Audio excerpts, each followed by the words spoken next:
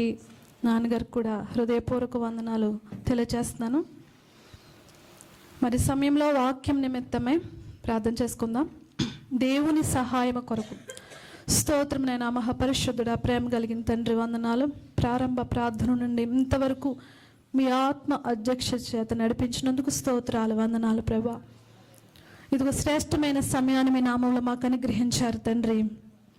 ఆ సమయాన్ని మేము ప్రతి ఒక్కరూ సద్వినియోగం చేసుకుని నీవు మాకు బోధించే మాటను మా హృదయం అందు భద్రం చేసుకోవడానికి సహాయం చేయమని, నా ప్రభు ఎందుకు పనికిరానటువంటి వారమునైనా మీ దయా సంకల్పములో మీరు మమ్మల్ని పిలిచిచ్చినటువంటి ఉచితమైన రక్షణ భాగ్యాన్ని బట్టి మీకు వేలా స్తుతి స్తోత్రాలు, వందనాలు, కృతజ్ఞతాస్తుతులు. నీ వాక్యం ద్వారా మీరు మాతో మాట్లాడి మీరు మహిమ పొందమని యేసయ్య శ్రేష్టమైన నామములో ఈ ప్రార్థన అడిగి వేడుకుంటున్నాం మా పరమ తండ్రి, ఆమేన్. అందరికీ వందనాలండి. మరి వాక్యాంశం శ్రమలలో శ్రేష్టమైన పాఠాలు. పాఠాలంటేనే మనకేంటంటే నేర్చుకోవడం కదా, నేర్చుకోవడం. మరి అనేకమైన మంది భక్తులు వారి శ్రమలలో ఎన్నో పాఠాలు నేర్చుకున్నారు. ఆ పాఠాల ద్వారా ఎన్నో అనుభవాలు కూడా మనకి గ్రంథాన్ని బట్టి తెలియచేశారు. శ్రమలు మనకి ఎందుకు వస్తాయంటే, వాక్యం ధ్యానం చేద్దాం ఒకసారి. సామెతల గ్రంథం 13వ అధ్యాయం 1వ వచనం. తండ్రి శిక్షించిన కుమారుడు జ్ఞానము గలవాడగును, అపహాసకుడు గద్దింపునకు లోబడడు. దేవునికి స్తోత్రం. తండ్రి శిక్షించిన కుమారుడు అంటే జ్ఞానము గలవాడవుతాడంట. మనకి శ్రమలు ఎందుకు వస్తాయి, కొంచెం కష్టం ఎందుకు వస్తాయంటే, మన జ్ఞానము గలవారముగా దేవునిలో తీర్చబడడానికి మనకి శ్రమలు వస్తూ ఉంటాయి. దేవునికి స్తోత్రం. హల్లెలూయా. సామెతల గ్రంథము 18-12 కూడా చూసుకున్నట్లయితే, ఆపత్తు రాకమునుపు నరుని హృదయము అతిశయపడుతుందంట. దేవునికి స్తోత్రం. మనకి మార్చాలని, ఆపత్తు రాకమునుపు నరుని హృదయము అతిశయపడుతుందంట. ఉదాహరణకు ఎటువంటి సమస్యలు మనకు లేవనుకోండి,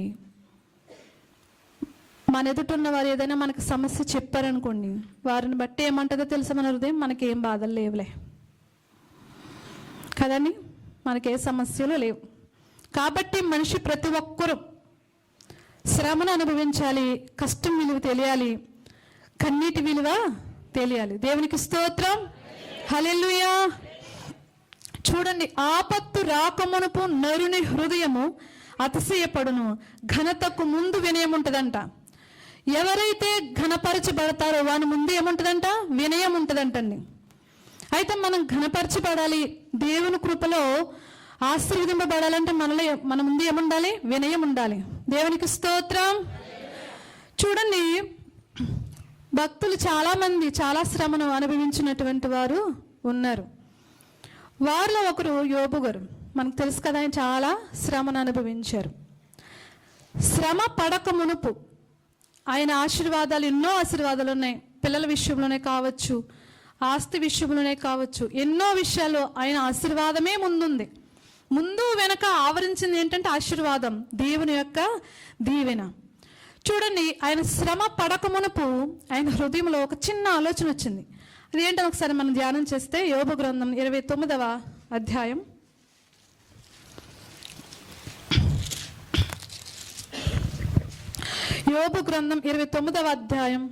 5వ వచనం.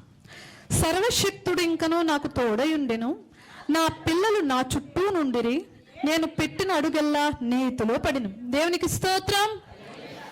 శ్రమ పడక మునుపు ఆయన హృదయంలో ఈ మాట ఉందంటండి. అది ఎవరికి తెలుసు? ఆయనకు తప్ప ఎవరికి తెలియదు. తన భార్యకు కానీ పిల్లలకు కానీ ఎవరికి తెలియదు.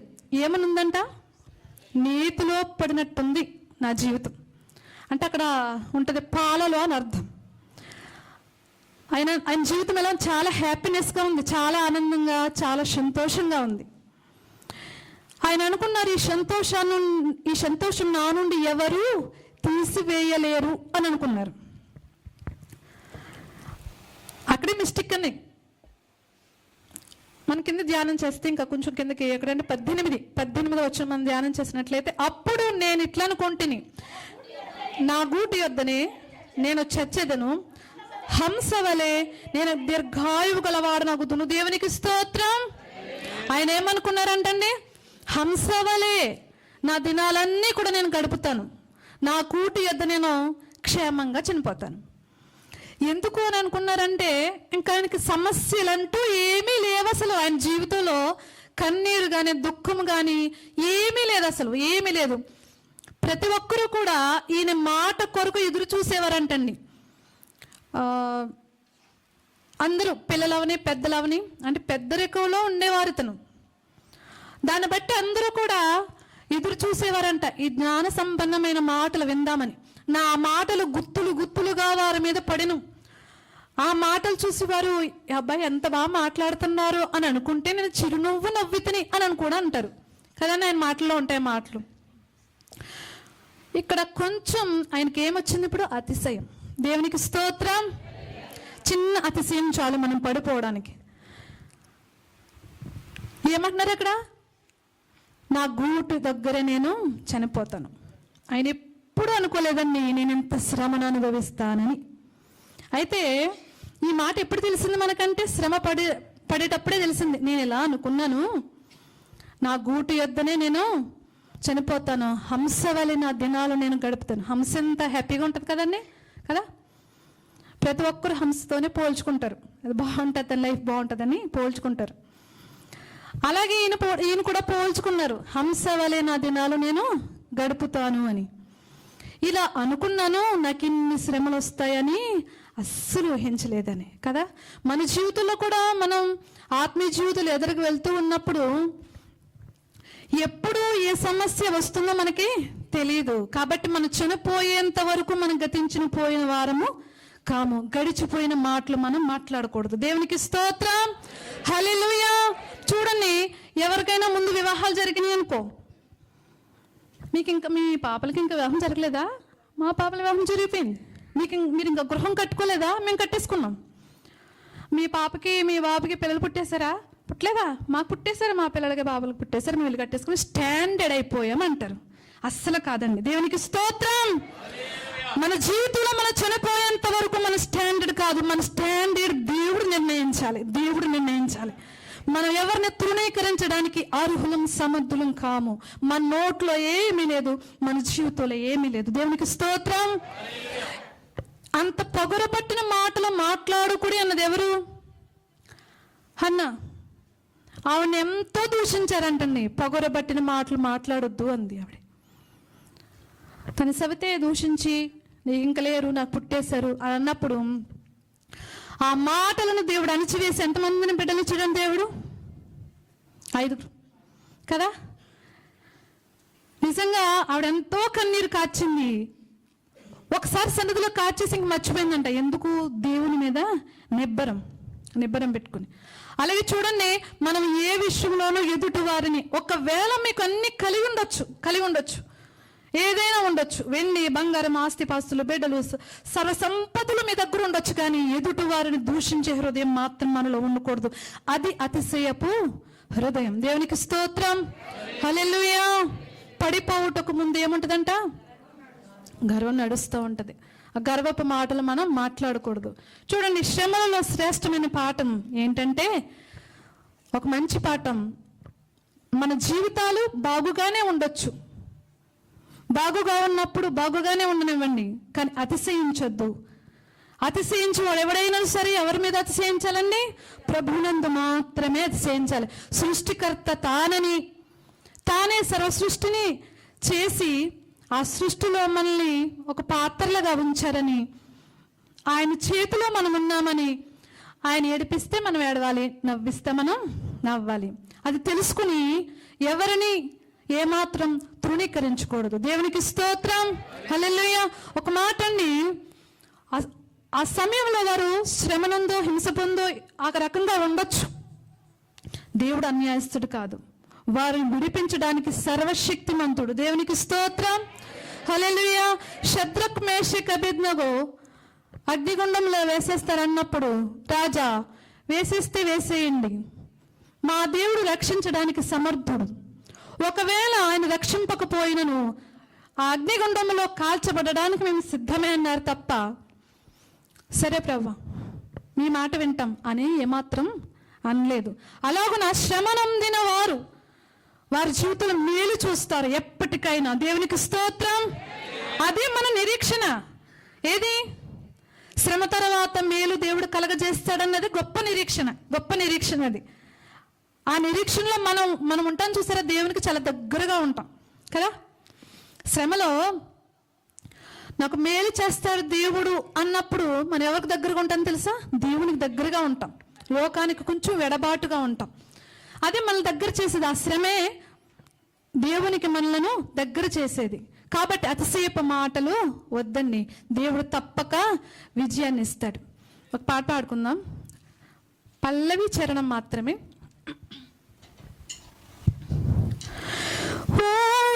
ఓడిపోనీయవు యేసయ్యా, ఓటమి రానీయవు. ఓడిపోనీయవు యేసయ్యా, ఓటమి రానీయవు.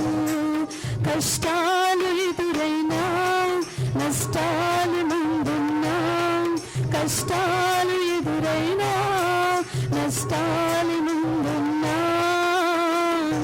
ఓడిపోనీయవు, ఓటమి రానీయవు. ఓడిపోనీయవు, ఓటమి రానీయవు. ఓడిపోనీయవు యేసయ్యా, ఓటమి రానీయవు. ఓడిపోనీయవు యేసయ్యా, ఓటమి రానీయవు.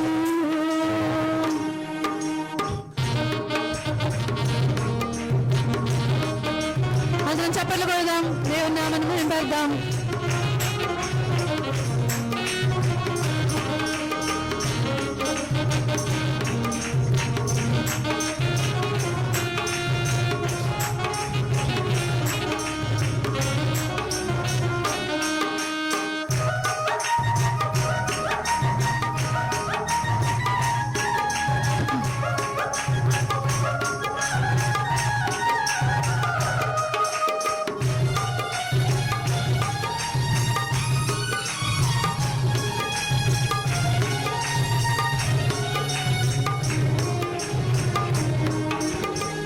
నరులెల్లరూ నన్ను నిందించినా, గెలుపిరాదని గేలి చేసినా,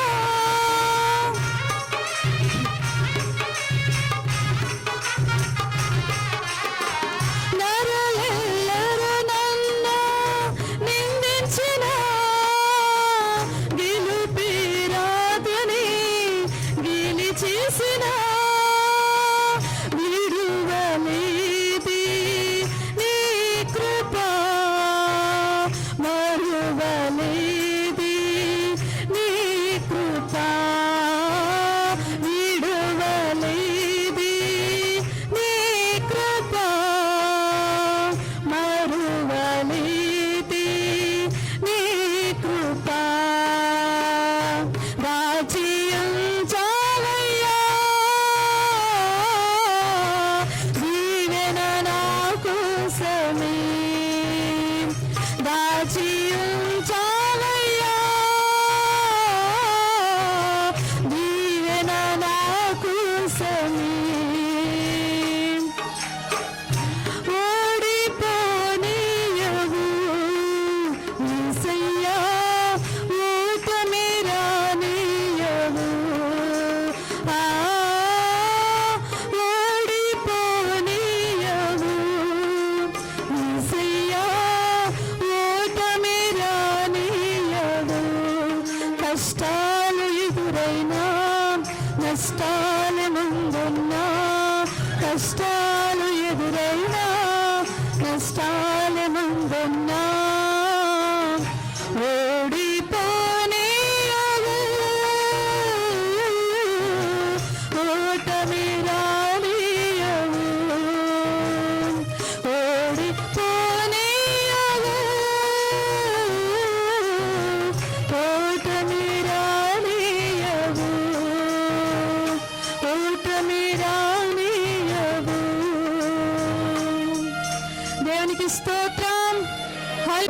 ఓటమి రానియ్యడు.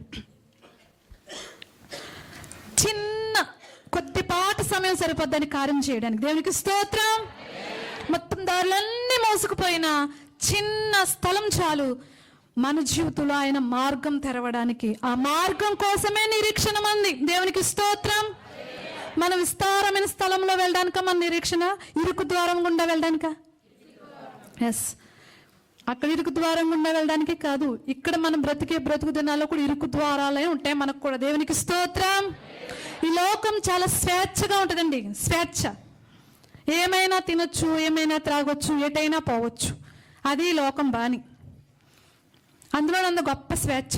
అదే కావాలని పరిగెడుతుంది ఈ లోకం. అయితే మనకి ఈ లోకానికి ఎటువంటి సంబంధము లేదు. పరిశుద్ధుల జాబితా మంది. దేవునికి స్తోత్రం. ఆ సమూహంలో ఉండవలసిన వారం మనం. దాన్ని బట్టి మనం శ్రమ అనుభవించాలి. శ్రమ అనుభవించాలి. కష్టం వచ్చినప్పుడు నిరీక్షణ గలవారమే జీవించాలి. చూడండి, ముందు మాట ఏంటంటే అతిశయించకూడదు. మనకు కలిగినటువంటి కొద్దిపాటి నెమ్మది తత్వాన్ని బట్టి మనం అతిశయించకూడదు. శ్రమ పొందిన వారిని బట్టి మనం దూషించకూడదు. వారిని బట్టి మనం అతిశయించకూడదు. దేవునికి స్తోత్రం. హల్లెలూయా. రెండవదిగా మనం చూసుకుందాం హెబ్రీయులకు రాసిన పత్రిక 13వ అధ్యాయం.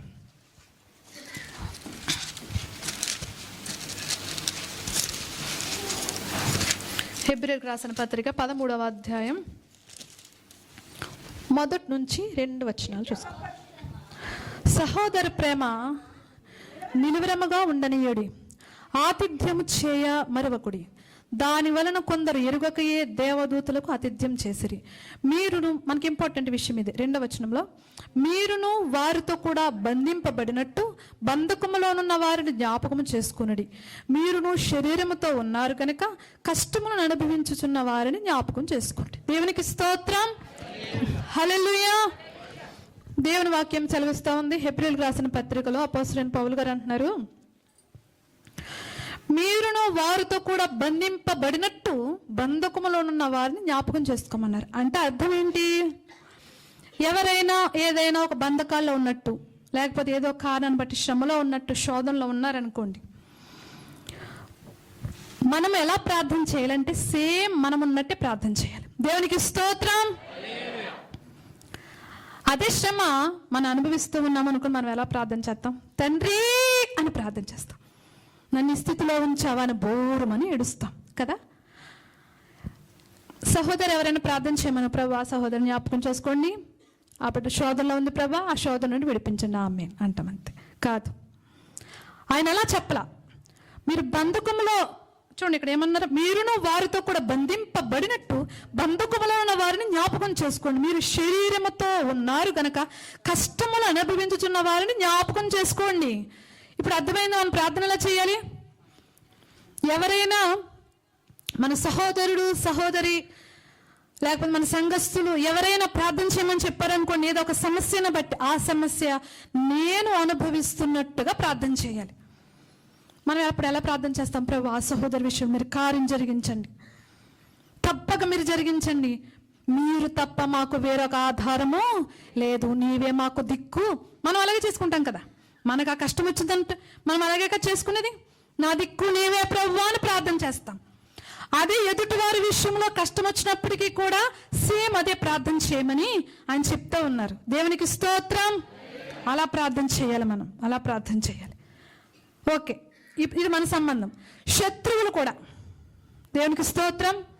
ఒకసారి వాక్యం ధ్యానం చేద్దాం. సామెతల గ్రంథం 24వ అధ్యాయం 17వ వచనం. సామెతల గ్రంథం 24వ అధ్యాయం.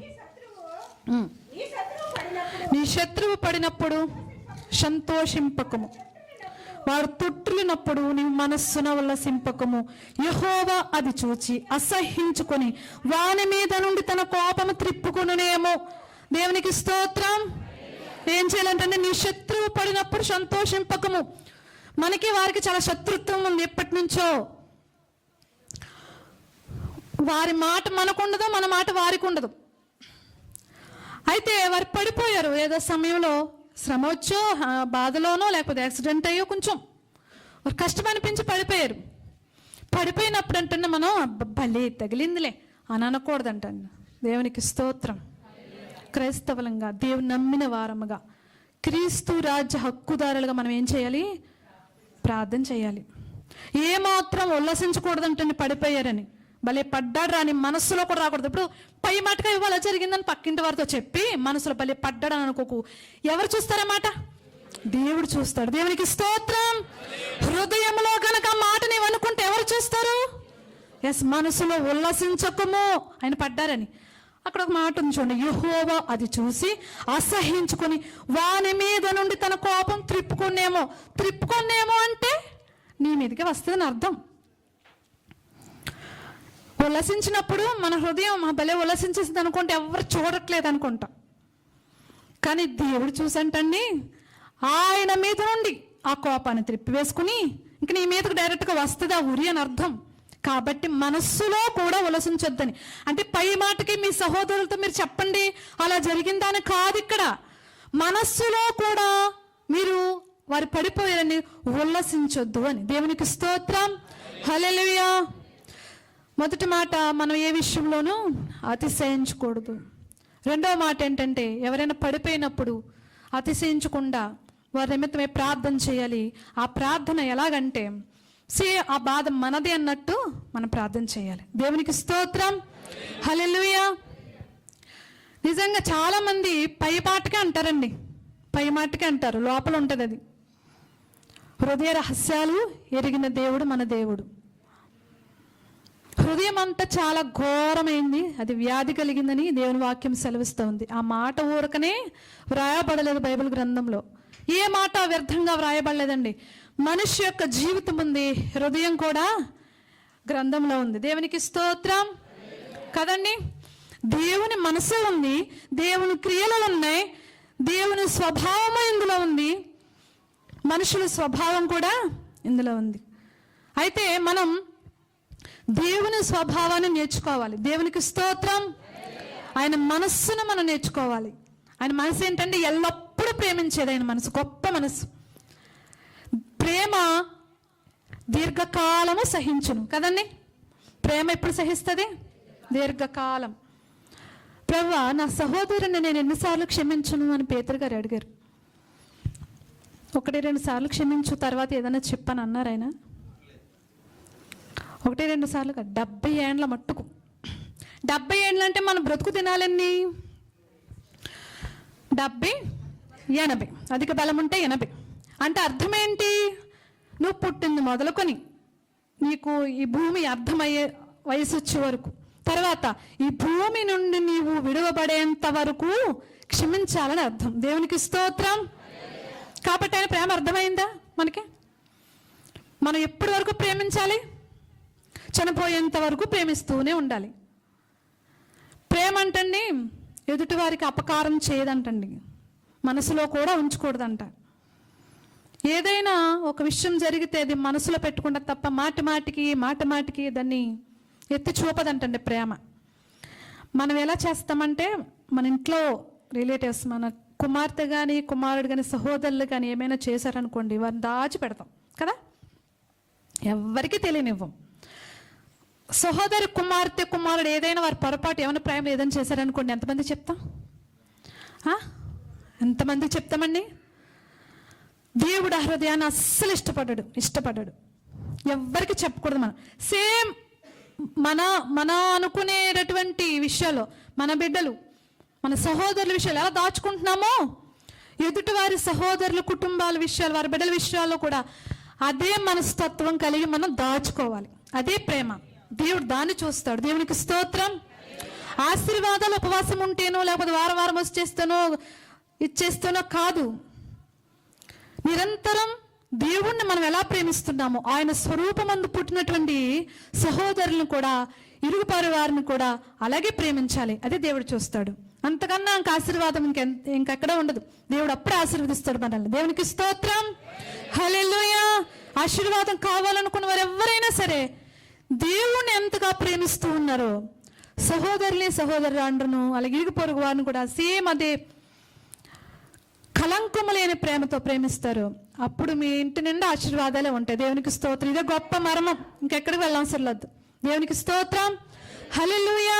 చూడండి, ఇంకొక అనుభవాన్ని మనం నేర్చుకుందాం. శ్రమలు అనుభవిస్తున్నాం కదా ప్రభా, మాకేంటి బెనిఫిట్? ఎన్నైనా అనుభవిస్తాం అని అంటే ఆయన అంటూ ఉన్నారు కదా. ఒకసారి వాక్యం మనం ధ్యానం చేద్దాం. హెబ్రీయులకు రాసిన పత్రిక 11వ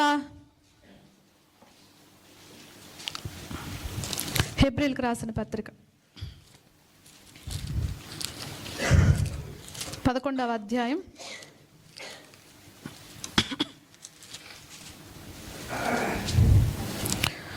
36వ వచనం. మరి కొందరు తిరస్కారమునొల్లక మరి బంధకములను ఖైదును అనుభవించిరి, రాళ్లతో కొట్టబడిరి, రంపములతో కోయబడిరి, శోధింపబడిరి, ఖడ్గముతో చంపబడిరి, గొర్రె చర్మములను మేక చర్మములను వేసుకొని దరిద్రులయుండి శ్రమపడి హింస పొందుచు అడవులలోను కొండల మీదను గుహలలోను సొరంగములలోను తిరుగులాడుచు సంచరించిరి. అట్టి వారికి లోకము యోగ్యమైనది కాదు. దేవునికి స్తోత్రం. ఈ 11వ అధ్యాయం అంత విశ్వాస వీరుల జాబితా. వారిని మనం ధ్యానం చేస్తూ వారిని జ్ఞాపకం చేసుకుంటూ ఉంటే మన శ్రమ అసలు ఎన్నదగినది కాదు. వారు ఎందు నిమిత్తమే శ్రమ పొందారండి? క్రీస్తు నిమిత్తమై. ఆయన నామములో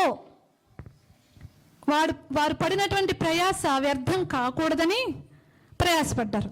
మరి మనం ఎందుకు శ్రమ పడుతూ ఉన్నాం? మన సొంత విషయాల కోసం కదా.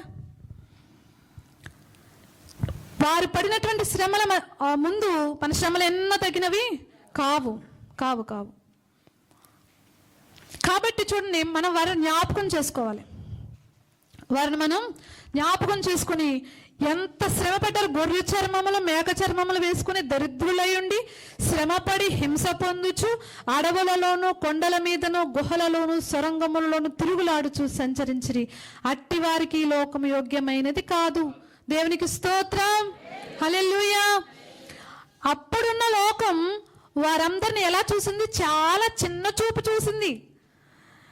ఏంటో వీరు పిచ్చోళ్ళలాగా అక్కడ తిరుగుతారు, ఇక్కడ తిరుగుతారు, సరైన మెయింటెనెన్స్ కూడా చేయరు అని లోకమంతా కూడా ఒక రకమైనటువంటి చూపు చూసింది వారిని. అందుకంటున్నారు కదా, అట్టి వారికి లోక్యం యోగ్యమైనది కాదు. కానీ మనకు తెలుసు వారు ఎంత ఆధిపత్యాన్ని పొందుకున్నారు. దేవునికి స్తోత్రం. హల్లెలూయా. అదే ఆధిపత్యాన్ని మనము కలిగి ఉండాలని మనకి లేఖనాలు వ్రాయించారు. వారికి ఒక ఆధిపత్యం, మనకొకటి లేదండి. వారికి మనతో కూడా ఒకటే. దేవుడికి తారతమ్యాలు భేదాలు లేవు. దేవునికి స్తోత్రం. హల్లెలూయా. మోషే గారిని ఇశ్రాయేల్ జనాంగం నడిపించడానికి ముందు పెట్టారు కదా. మోషేకు ఇది ప్రాధాన్యత, ఇశ్రాయేల్ జనాంగం ఇది ప్రాధాన్యత అని దేవుడు అనలా. దేవునికి స్తోత్రం. నడిపించే వారికి ఇది, వెనుకుండే వారికి ఇదని లేదు. ఇప్పటి వరకు కూడా అదే కొనసాగుతూ ఉంది. దేవునికి స్తోత్రం. ప్రకటించేవారైనా వినేవారైనా ఎవరైనప్పటికీ కూడా ఒకటే రాజ్యం. ఆ రాజ్యంలో ఉండాల్సిన పని అందరికీ ఉంది. అందరూ సమానం. వారు వీరని భేదము దేవునికి లేదు. మనం కూడా చూపించొద్దు. దేవునికి స్తోత్రం.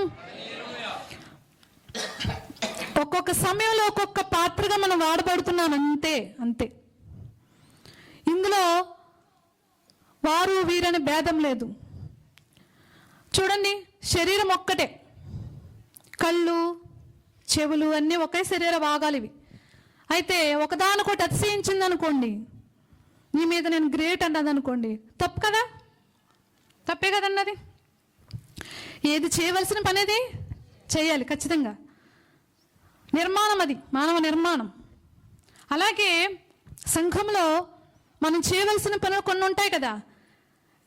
ఎవరు ప్రభువు హృదయాన్ని తెరిచి ఏ పని చేయాలని తీర్మానం చేసుకున్నామో ఆ పనికి నిర్మింపబడ్డాం కాబట్టి ఏమాత్రం సందేహం లేకుండా, ఏమాత్రం తారతమ్యాలు లేకుండా నేనింత పని చేస్తున్నాను అనకుండా చేసినట్లయితే ఆ హృదయాన్ని దేవుడు చూస్తాడు. దేవునికి స్తోత్రం.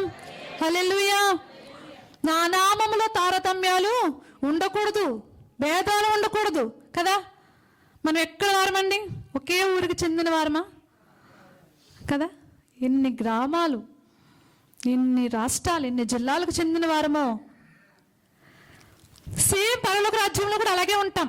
ఇప్పుడు ఉదాహరణకి మన రాష్ట్రంలో ఇంచుమించులు ఒకటే అవ్వండొచ్చేమో అనుకుంటున్నాను, కానీ ఒకే రాష్ట్రాలు కాదు, ఒకే దేశాలు కాదు అక్కడ ఉండేది మనం. దేవునికి స్తోత్రం.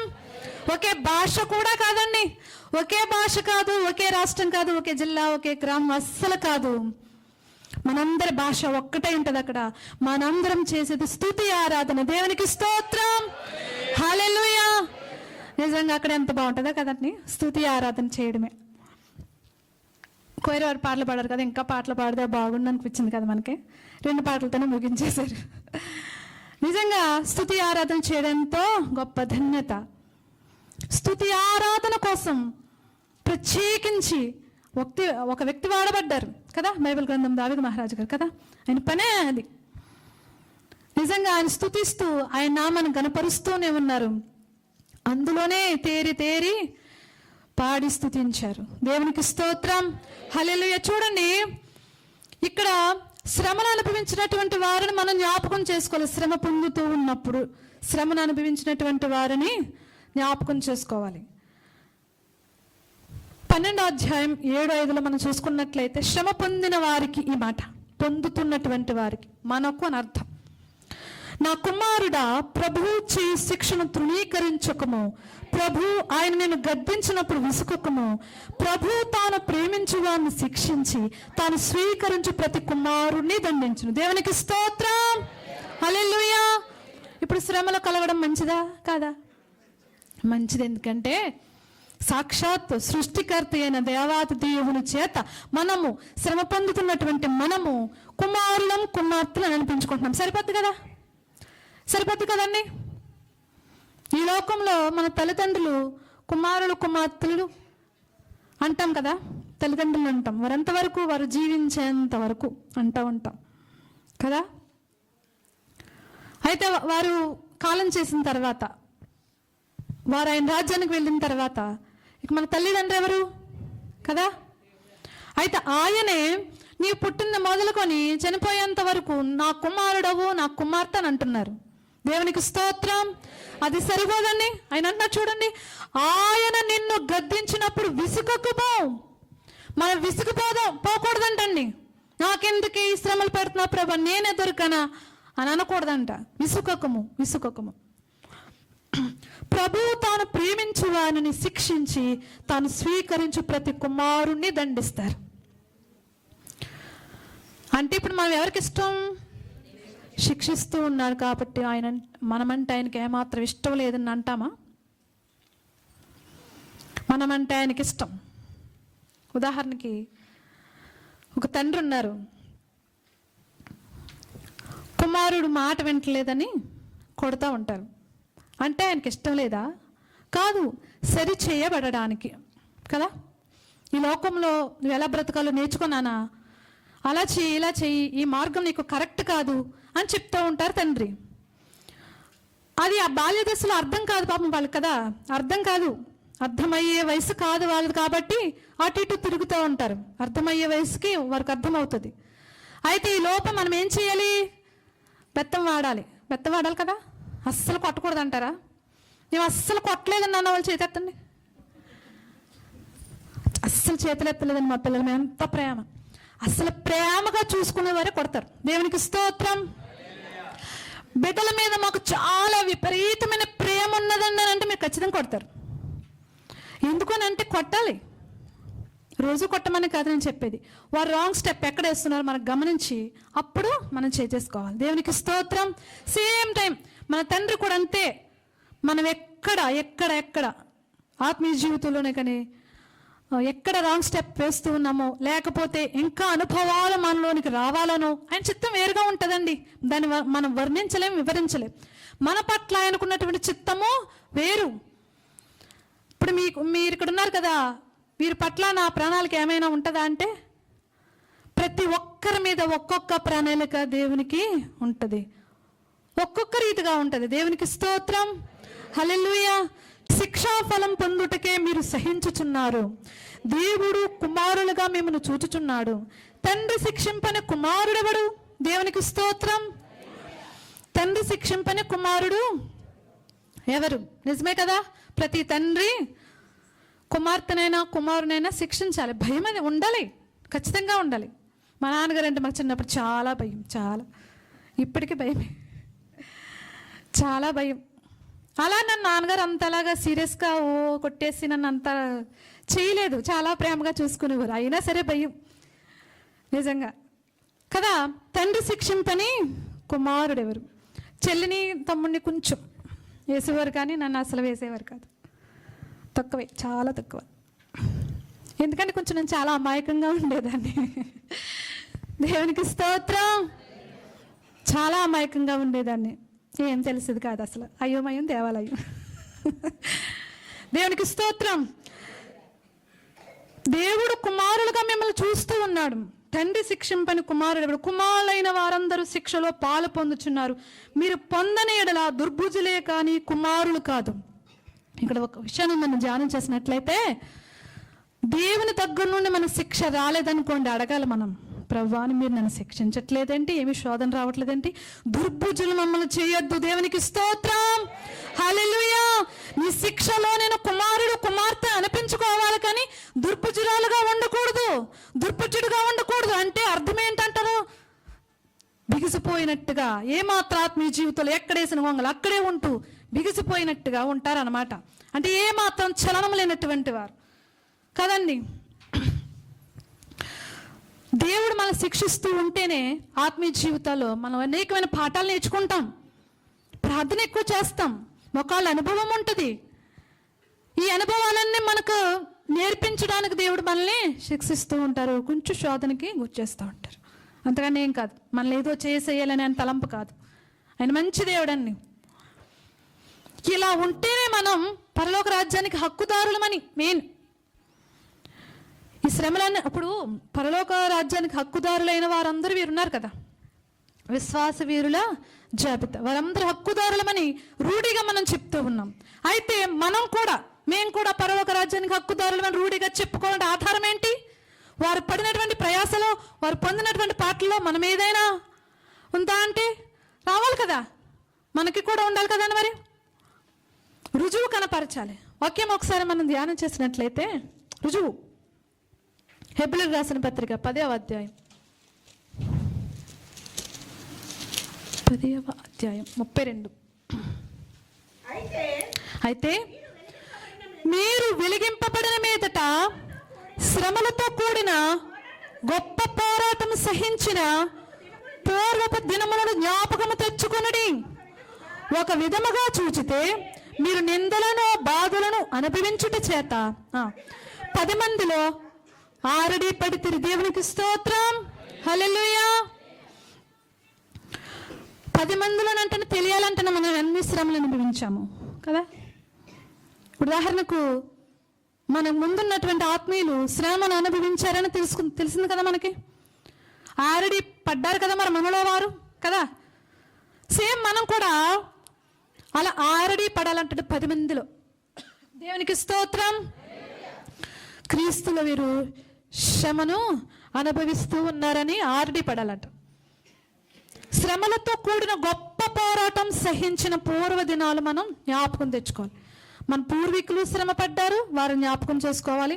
అంతకన్నా ముందు కదండి, జస్ట్ ఇప్పుడు మనకు శోధన వచ్చింది, అంతకన్నా ముందు మనకు దేవుడు నవ్విచ్చాడు. ఖచ్చితంగా శ్రమ వెంట శ్రమ రాదండి మనకి. శ్రమ తర్వాత మేలు తర్వాత కొద్దిపాటి శ్రమలు వస్తూ ఉంటాయి. ఇలా నడిపిస్తూ ఉంటాడు, కానీ ఎప్పుడు ఒకే రకంగా శ్రమలతోనే ఉంచడు మనల్ని. మనకు నవ్విస్తారు ఖచ్చితంగా.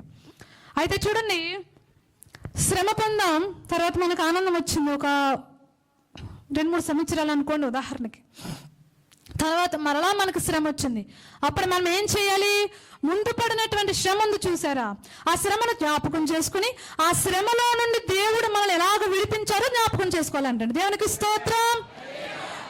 అలా జ్ఞాపకం చేసుకున్నప్పుడు జస్ట్ అప్పుడున్నటువంటి శ్రమ మనకి చాలా తాత్కాలికంగా అనిపిస్తూ ఉంటుంది. ధైర్యం వస్తుంది, ప్రభా అంతటి శ్రమ నుండే నన్ను విడిపించావు కదా, ఈ శ్రమ ఎంత పాటిది, ఏ పాటిది అని అనుకుని మనం ధైర్యపరచబడతాం. దేవునికి స్తోత్రం. హల్లెలూయా. ఒక విధముగా చూచితే మీరు నిందలను బాధలను అనుభవించుట చేత 10 మందిలో ఆరుడి పడితే, మరి ఒక విధముగా చూచితే వాటిని అనుభవించిన వారితో పాలిభాగస్తులయ్యాం. దేవునికి స్తోత్రం. ఇప్పుడు మన ముందున్నటువంటి విశ్వాసుల జాబితాలో వారు శ్రమను అనుభవించారనుకుంటున్నాం కదా, మనము కూడా అనుభవిస్తే వారిలో చేర్చబడతామంట. దేవునికి స్తోత్రం. హల్లెలూయా. మరి వారితో మనం చేర్చబడాలనే కదండి విశ్వాస జీవితం కదా. మన నిరీక్షణ, మన విశ్వాస జీవితం ఎందుకు? వారితో పాటు చేర్చబడాలి. చేర్చబడాలి అంటే మనకు శ్రమలు వస్తాయి ఖచ్చితంగా. దేవుడు వాటిలో నుండి విడిపిస్తాడు. విడిపించేంత వరకు నిరీక్షణ గలవారముగా జీవించాలి. దేవునికి స్తోత్రం. హల్లెలూయా. ఇప్పుడు మనమేనా అనుభవిస్తున్నాం శ్రమలు? యేసుక్రీస్తు ప్రభు వారు ఏమాత్రం శ్రమలు అనుభవించలేదా? ఏమి శ్రమ అనుభవించారు.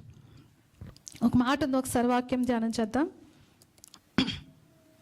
తెస్సలోనికి రాసిన పత్రిక 1:48. తెస్సలోనికి రాసిన పత్రిక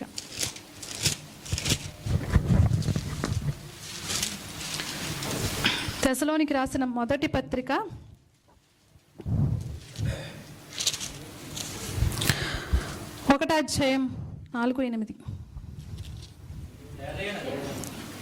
ఏలయనగా దేవుని వలన ప్రేమింపబడిన సహోదరులారా, మీరు ఏర్పరచబడిన సంగతి అనగా మా సువార్త మాటతో మాత్రము కాక శక్తితోనూ పరిశుద్ధాత్మతోనూ సంపూర్ణ నిశ్చయతతోనూ మీ యొద్దకు వచ్చిన సంగతి మాకు తెలియను. మీ నిమిత్తం మేము మీ ఎడల ఎట్టివారమై ఉంటుమో మీరు ఎరుగుదురు. దేవునికి స్తోత్రం. హల్లెలూయా. దేవుని వలన ప్రేమింపబడిన సహోదరులారా, మీరు ఏర్పరచబడిన సంగతి ఏంటంటే సువార్త మాటతో మాత్రము గాక శక్తితోనూ పరిశుద్ధాత్మతోనూ సంపూర్ణ నిశ్చయతతోనూ మన యొద్దకు వచ్చిందంట. దేవునికి స్తోత్రం. హల్లెలూయా. శక్తితోనూ పరిశుద్ధాత్మతోనూ మన యొద్దకు వచ్చింది. దేవునికి స్తోత్రం. మనం ఈజీగా తీసుకోవడానికి లేదండి దేవుని మాట. పరిశుద్ధాత్మ నడిపింపు ఈజీగా తీసుకోకూడదు. గొప్ప ప్రేరేపణ చేత ఈ గ్రంథాన్ని దేవుడు వ్రాయించారు. ఈ గ్రంథాన్ని వ్రాయడానికి చాలా శ్రమలు అనుభవించారండి వారు. చాలా అంటే చాలా చాలా చాలా చాలా శ్రమలు అనుభవించారు. ప్రకటన గ్రంథం చూస్తే పద్మాసు ద్వీపంలో ఆహారం కానీ నీరు కానీ ఏమీ లేదండి ఆయనకి. కానీ ఎవరు తోడుగా ఉన్నారో తెలుసా? ఎస్, దేవుడు తోడుగా ఉన్నాడు.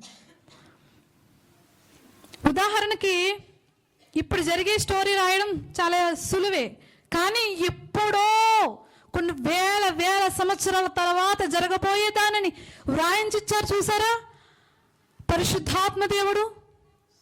ఆయన బట్టి మనం కనపరుద్దాం. దేవునికి స్తోత్రం. ఒకసారి పరిశుద్ధాత్మ దేవునికి గట్టిగా చప్పట్లు కొడదాం. హల్లెలూయా. స్తోత్రం. పరిశుద్ధాత్మ దేవునికి మహిమ కలుగును గాక. ఆమేన్. జరగబోయే సంగతులు అనేకమైనవి మన ఎదుట ఉంచారు. చాలా క్లియర్గా అర్థమయ్యేలాగున ఏం జరుగుతుందో, మీరు ఎలా ఉండాలో, విశ్వాసంలో ఎంత ప్రతిష్ఠితంగా ఉండాలి, ఎంత గట్టిగా ఉండాలో, విశ్వాసాన్ని మీరు ఎలా పట్టుకోవాలో, వాక్యాన్ని హృదయం మంది ఎలా భద్రపరచుకోవాలో మాట్లాడారు. చెవులు గలవాడు వినుడుగాక.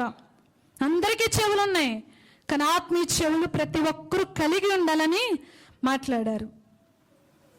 గుడ్డివారు, చూపు పొందని వారు పిలుస్తూ ఉన్నారు యేసుక్రీస్తు ప్రభువుని.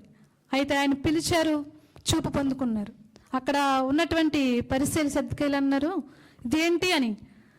చూడని వారు చూస్తూ ఉన్నారు, చూస్తున్న మీరు గుడ్డివారు అన్నారు. దేవునికి స్తోత్రం.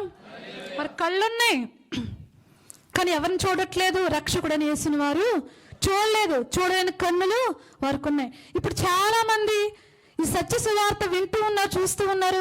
మనం ప్రభువుని ఆరాధిస్తూ ఉంటే మనల్ని కూడా గమనిస్తూ ఉన్నారు. కానీ వారి దృష్టికి మనం వెర్రివారం.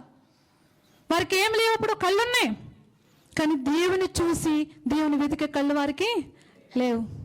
దేవునికి స్తోత్రం. హల్లెలూయా. చూడండి, మన ఆత్మీయ జీవితంలో మనం ఎన్నో పాఠాలు నేర్చుకోవాలని. ఫస్ట్ మాట, అతిశయించకూడదు ఎవరిని బట్టి. రెండవది, ఎవరు శ్రమ పడినప్పటికీ కూడా మనమే శ్రమను అనుభవిస్తున్నామా అనుకొని ప్రార్థన చేయాలి, ఆ భారంతో ప్రార్థన చేయాలి. తర్వాత ఇంకొకటి ఏంటంటే, శ్రమ పడుతున్నటువంటి మనం దేవుని కుమారులం కుమార్తెలమై ఉన్నాము కనుక ఏ మాత్రం అధైర్యపడకుండా భయపడకుండా, ప్రభా నేను శ్రమ పొందితేనే నీ కుమారుణ్ణి నీ కుమార్తెను అనిపించుకుంటున్నాను కనుక ఎస్ నేను ఎంత శ్రమనైనా అనుభవిస్తాను తండ్రి, రెడీ, నేను సిద్ధంగా ఉన్నాను, ఆ శ్రమను ఎంతటైనా నేను భరించడానికి. దేవునికి స్తోత్రం. ఎప్పుడు అంటే ఈ శ్రమ తర్వాత మరలా మనకు ఆనందం వస్తూ ఉంటుంది, మరలా శ్రమను అనుభవిస్తూ ఉంటాం. ఎప్పుడు మనం రెడీగానే ఉండాలి దాన్ని ఎదుర్కోవడానికి. అటువంటి సిద్ధపాటు పరిశుద్ధ ఆత్మ దేవుడు మనకు అనుగ్రహించును గాక. ఆమేన్. దేవుడి పరిశుద్ధ మాటలు దీవించి ఆశీర్వదించును గాక. ప్రార్థన చేసుకుందాం. పరిశుద్ధుడైన మా తండ్రి, మీ ఘనమైన శ్రేష్టమైన అమూల్యమైన నామానికి స్తుతి స్తోత్రాలు వందనాలు కృతజ్ఞత ఆస్తుతులు ప్రభువా. ఏమందయ్యా మాలో అతిశయించడానికి ఏమీ లేదు ప్రభువా. వట్టి వారం నేను నీటి కుండ వంటి వారం, కేవలం నీ కృప భాగ్యము తప్ప వేరొకటి లేదయ్యా. బ్రతుకున్నామంటది కేవలం నీ కృప. అనేకమైన మంది ధనము గలవారు, ఆస్తి గలవారు, ఐశ్వర్యము గలవారు తండ్రి ఈ రోజును చూడలేదు ప్రభా. 2026వ సంవత్సరంలో మమ్మల్ని ప్రవేశపెట్టారు తండ్రి. 9వ తారీఖున ఇలాగ మమ్మల్ని సజీవ లెక్కలో ఉంచారు. కేవలం మీ కృప, మీ కృప, మీ కృప తండ్రి. మీ కృప తప్ప వేరొకటి లేదు నాయన. మా ఆత్మీయ జీవితంలో మేము ఎలాగనుండాలో కొన్ని పాఠాలు మీరు నామంలో మాకు నేర్పించినందుకు వందనాలు. ఈ మాటలు సంఘానికి తెలియచేయమని విన్నపాల ప్రార్థన రోజున పాస్టర్ కిరణ్ గారు ప్రార్థన చేస్తూ ఉంటే ఈ మాట నాకు తెలియపరిచారు. మీకు మహిమ ఘనత ప్రభావములు ప్రభువా. మీకు స్తుతి స్తోత్రాలు వందనాలు తండ్రి. ఏ విషయంలో అతిశయించకుండా నా తండ్రి యోబు గారు అతిశయించారు, నా బ్రతుకు దినాలన్నీ ఇలా నేను క్షేమంగా ఉంటానని. కానీ అనుకున్నట్టు జరగలేదు ప్రభువా. మేము ఒకవేళ మా క్షేమస్థితిని బట్టి మేము అలా అనుకుంటూ ఉన్నామేమో, దయచేసి క్షమించండి. ఎప్పుడు ఏ స్థితిలో మేము ఉండాలో మాకు తెలియదు కనుక ఆ స్థితిని బట్టి మేము ధైర్యం గలవారం ఉండడానికి సహాయం చేయండి. ఎవరైతే శోధన అనుభవిస్తూ ఉంటారో ఆ శోధనలో మేము పొందినట్టుగా అదే భారంతో భారభరితమైన ప్రార్థన మాకు అనుగ్రహించండి ప్రభువా, అనుగ్రహించండి. అదే కన్నీటి ప్రార్థన, అదే వేదన, అదే దుఃఖకరము మాకు అనుగ్రహించి నా ఎవరైతే శోధనలో ఉన్నారో, ఎవరైతే ఇరుకులు ఇబ్బందులతో ఉన్నారో వారందరితో ప్రార్థన చేసే భారభరితమైన ప్రార్థన జీవితం మాకు అందరికీ అనుగ్రహించండి తండ్రి. మీకు స్తోత్రాలు. శ్రమను అనుభవిస్తున్నటువంటి మేము కుమారులు కుమార్తెలం గనుక నిరాకడ వచ్చేంత వరకు ఎటువంటి శ్రమనైనా ధైర్యంగా తను ఫేస్ చేయడానికి నా ముందు నీవు ఉన్నావని ధైర్యము కలిగి జీవించడానికి, సత్య సాక్షులుగా మార్చబడడానికి మీ ఆత్మ సహకారం మాకు నిరంతరము అనుగ్రహించి మహిమ పొందుకోమని నీ వాక్యము ద్వారా మీరు మాతో మాట్లాడినందుకు లెక్కలేని స్తుతి స్తోత్రాలు చెల్లిస్తూ సమస్తమైన మహిమ ఘనత ప్రభావమును పొందుకోమని యేసయ్య శ్రేష్టమైన నామములో ఈ ప్రార్థన అడిగి వేడుకుంటున్నాం మా పరమ తండ్రి. ఆమేన్. అందరికీ వందనాలండి.